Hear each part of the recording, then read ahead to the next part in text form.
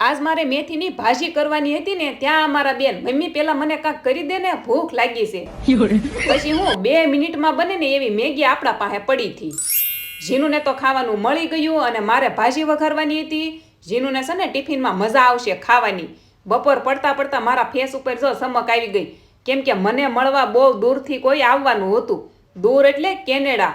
આ લોકો ન્યા મારા વિડીયો જોવે, બોલો ક્યાં કેનેડા ને ક્યાં સુરત ને ક્યાં મિસ વાઘેલા. આ લોકોના મમ્મી આવ્યા નહોતા ને તો એણે વિડીયો કોલ કર્યો, જો મારે ભાવુને જોવી છે.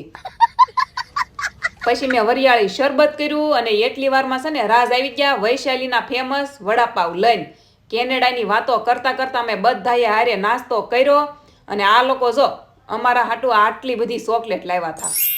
પણ આ બધી છે ને મારે ખાવાની છે, જીનુને નથી ખાવાની. એને દાંત હડી જાય કે મારે ભલે હડી જતા હાલે, જાતી ઉંમરે ખાવાની પણ બહુ નહીં.